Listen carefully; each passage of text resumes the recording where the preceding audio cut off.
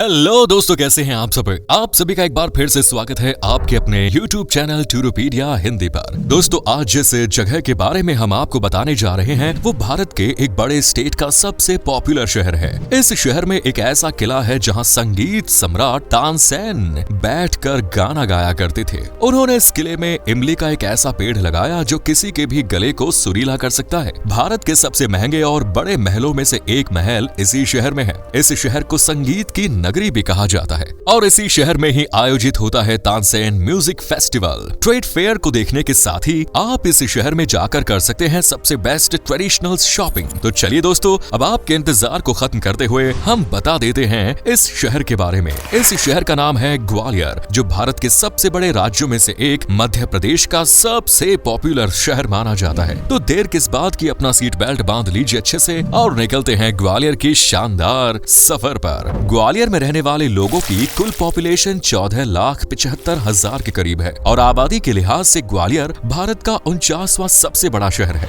अगर शहर के टोटल एरिया की बात करें तो ग्वालियर 780 स्क्वायर किलोमीटर एरिया में फैला हुआ है। इस शहर को सूरज सेन नाम के एक राजा ने बनवाया था। इस ऐतिहासिक शहर की खूबसूरती में चार चांद यहाँ के महल और ऐतिहासिक इमारतें लगाते हैं। दोस्तों, भारत के किसी भी कोने की यात्रा पर निकल जाइए, आपको ऐसी कई जगह मिल जाएंगी जिनका इतिहास सालों पुराना है और इसी इतिहास की वजह से आज भारत को एक सांस्कृतिक और ऐतिहासिक देश के रूप में पूरी दुनिया जानती है। ग्वालियर सिटी को भी कुछ ऐसी ही जगह माना जा सकता है। मध्य प्रदेश के सबसे खूबसूरत शहरों में से एक ग्वालियर अपने अद्भुत महलों, पुराने मंदिरों और किलों के लिए प्रसिद्ध है। महान संगीतकार तानसेन की जन्मस्थली होने के कारण इस शहर की चर्चा राजसी इतिहास के तौर पर भी की जाती है। ग्वालियर सिर्फ महलों तक ही सीमित नहीं है। यहाँ की पहाड़ियाँ, सुंदर हरियाली हर साल लाखों टूरिस्ट्स को अपनी तरफ अट्रैक्ट करती है। ग्वालियर शहर के लोगों को काफी पढ़ा लिखा माना जाता है। शहर की लिटरेसी रेट की बात की जाए तो ये है 92.38%। इस शहर के लोगों में एक खास बात ये है कि यहाँ के लोगों को सबसे ईमानदार और अपने काम के प्रति हार्ड वर्किंग माना जाता है। आप लोगों को शायद ही इस बात की जानकारी हो कि ग्वालियर में भारत के पूर्व प्रधानमंत्री अटल बिहारी वाजपेयी जी का भी जन्म हुआ था। चलिए दोस्तों, अब आपको बताते हैं उस जगह के बारे में जिसकी वजह से पूरी दुनिया ग्वालियर का नाम जानती है। इसे ग्वालियर का किला कहा जाता है, एक ऐसा किला जिसकी चर्चा पूरी दुनिया में होती है। अगर आप किसी से पूछेंगे कि ग्वालियर में जाकर सबसे अनोखी चीज क्या लगी तो वो इसी किले का नाम लेंगे। इस किले का निर्माण 8वीं शताब्दी में हुआ। अगर आपको मध्य प्रदेश के इतिहास को करीब से जानना है तो इस किले से बेहतर दूसरी जगह आपको कहीं और नहीं मिलेगी। 3 वर्ग किलोमीटर के दायरे में फैले इस किले की ऊंचाई 35 फीट है। ग्वालियर के किले को 2 भागों में विभाजित किया गया है। पहला गुजरी महल कहलाता है, वहीं दूसरी ओर दूसरा भाग मन मंदिर के नाम से जाना जाता है। ग्वालियर का किला लाल एवं नीले पत्थर से बना है। इस किले के परिसर में एक इमली का पेड़ है जिसे महान संगीतकार तानसेन ने लगाया था। ऐसा माना जाता है कि जो भी इस पेड़ की इमली को खाता है उसकी आवाज सुरीली हो जाती है। अगर आप ग्वालियर की ट्रिप प्लान कर रहे हैं तो दोस्तों, अपनी यात्रा की शुरुआत इसी किले के साथ करें। भारत का सबसे महंगा पैलेस जय विलास पैलेस ग्वालियर शहर में ही है। ये महल पूरे मध्य प्रदेश के सबसे पॉपुलर टूरिस्ट डेस्टिनेशंस में से एक है। जय विलास महल हिंदू मराठा वंश महाराजा जयाजी राव सिंधिया का घर था। मशहूर पॉलिटिशियन ज्योतिरादित्य सिंधिया, इनका नाम तो आप लोगों ने जरूर सुना ही होगा। अब वो इस महल को संभाल रहे हैं। जयाजी राव सिंधिया के पोते ज्योतिरादित्य सिंधिया को ये महल विरासत में मिला। 2,40,771 वर्ग फुट में फैले इस भव्य महल में 3 मंजिलें बनी हुई है, जहाँ पर पूरा सिंधिया परिवार रहता है। बाहर से देखने में ही ये किसी अजूबे से कम नहीं लगता। जब ये महल बनाया गया था तब इसकी कीमत लगभग 1 करोड़ बताई जाती थी, लेकिन अगर आज के समय की बात करें तो इस महल की कीमत 4,000 करोड़ से ज्यादा है। महल की खासियत यह है कि इसकी हर मंजिल को एक अलग थीम के साथ डिजाइन किया गया है। ये तो कुछ भी नहीं दोस्तों, जब ये महल बनाया गया था तो उस समय इस महल की छत कितनी मजबूत है ये चेक करने के लिए कई हाथियों को वहां से गुजारा गया। दोस्तों, ग्वालियर को संगीत की नगरी कहा जाता है। म्यूजिक से इस शहर का नाता काफी पुराना रहा है। इस बात का अंदाजा इसी से लगाया जा सकता है कि मुगल बादशाह अकबर के 36वीं में जो 36 महान संगीतकार शामिल थे, उनमें तानसेन सहित 16 संगीतकार ग्वालियर के थे। जब इस शहर पर सिंधिया परिवार का शासन रहा था उस समय भी ग्वालियर का संगीत कल्चर काफी ऊपर माना जाता था। उस जमाने में हर रोज एक ही दिन के अंदर कई संगीत समारोह का आयोजन किया जाता था। संगीत सुने बिना कोई राजा अपने दिन की शुरुआत ही नहीं करता।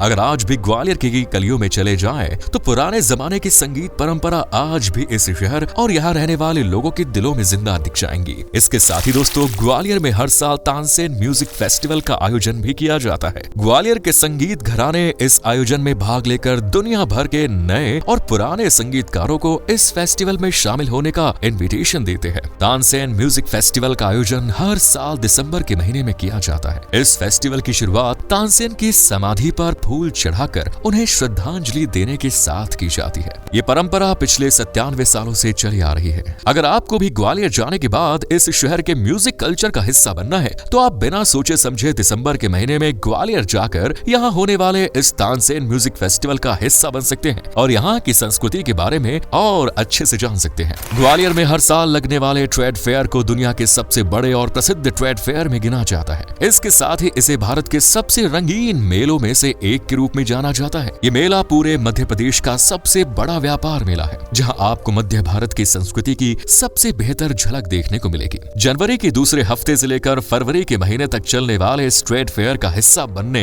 दूर दूर से लोग ग्वालियर आते हैं। इस मेले की रौनक कुछ ऐसी ही देखने को मिलती है जैसे दिल्ली के प्रगति मैदान में लगने वाले ट्रेड फेयर मेले की।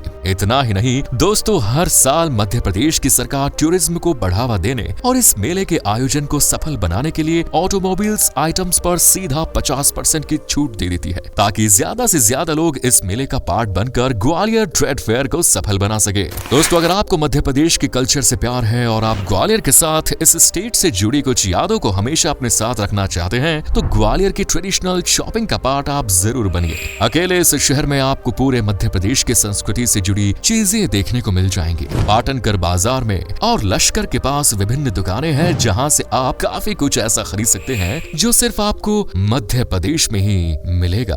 इन बाजारों में वॉल हैंगिंग, हाथ से बुने कालीन, लाख के बर्तन, गुड़िया और आभूषण, माहेश्वरी और चंदेरी साड़ियां काफी ज्यादा प्रसिद्ध हैं। मध्य प्रदेश इन सभी चीजों की खरीदारी के लिए पूरे भारत तो छोड़िए बल्कि बाहर के भी कई देशों में लोकप्रिय है। दोस्तों, अगर आपको एडवेंचर से प्यार है तो ग्वालियर आपके लिए बना है। बड़े महल और ऐतिहासिक किलों के साथ ग्वालियर एडवेंचर्स स्पोर्ट्स के लिए भी एक परफेक्ट प्लेस माना जाता है। अगर आपको परिवार के साथ बोटिंग करके अपने शाम के समय को खास बनाना है तो तिघरा डैम जाकर आप बोटिंग करके अपने दोस्तों और फैमिली के साथ क्वालिटी टाइम स्पेंड कर सकते हैं। ग्वालियर किले के पश्चिमी तरफ उरवई गेट पर रॉक क्लाइंबिंग और साइकिलिंग करने के साथ आप अपनी ग्वालियर ट्रिप को और भी मजेदार बना सकते हैं। अगर ये सब करने के बाद आप थक जाएं तो वैली क्रॉसिंग, ट्रैकिंग और रैपलिंग का ऑप्शन भी आपके लिए हमेशा से ही खुला है। दोस्तों, अगर आपको ये सभी चीजें करनी है तो शाम का समय आपके लिए सबसे बेस्ट रहेगा। दोस्तों, ग्वालियर में जाकर देखने के लिए और भी काफी कुछ है। आप यहाँ जाकर सबसे लोकप्रिय महल में से एक मान सिंह पैलेस भी देख सकते हैं। इसके अलावा ग्वालियर का गुजरी महल देखे बिना आपकी ग्वालियर की ट्रिप तो अधूरी ही मानी जाएगी। इन सभी लोकेशंस को अपनी ट्रिप में शामिल करके आप अपनी ग्वालियर यात्रा को और भी ज्यादा यादगार बना सकते हैं। ग्वालियर का स्ट्रीट फूड पूरे मध्य प्रदेश में सबसे टेस्टी माना जाता है। दूसरे शहरों से लोग बस यहाँ के खाने का स्वाद लेने चले आते हैं। अगर यहाँ की कुछ पॉपुलर फूड आइटम्स की बात करें तो पोहा एक ऐसी चीज है जिसे मध्य प्रदेश के लोग बड़े एक्साइटेड होकर खाते हैं। पोहा प्याज, मसालों, जड़ी बूटियों, नींबू के रस और मूंगफली के साथ बनाया जाता है। पोहा को ग्वालियर की सुबह का सबसे लोकप्रिय नाश्ता माना जाता है। इसके बाद अगर आप कुछ दूसरी चीज ट्राई कर सकते हैं तो वो है पनीर पुलाव। पनीर पुलाव को चावल से बनाया जाता है जिसमें तले हुए प्याज, इलायची, तेज पत्ते, दालचीनी और कुछ अन्य मसाले मिलाए जाते हैं। इसके अलावा दोस्तों, ग्वालियर जाएं तो यहाँ का पनीर पराठा जरूर ट्राई करें।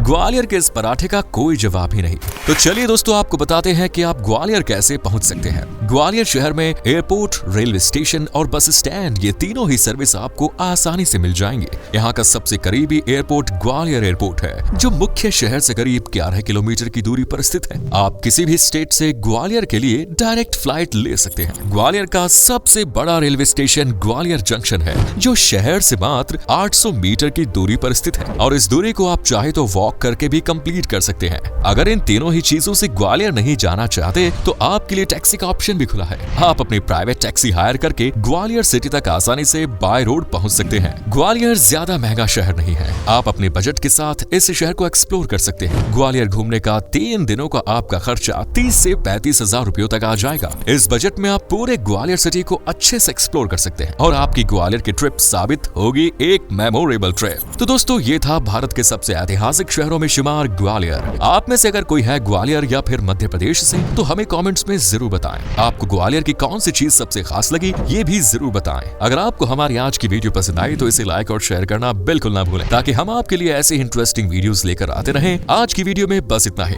आपसे जल्द मुलाकात होगी ऐसी ही और मजेदार वीडियो के साथ। धन्यवाद।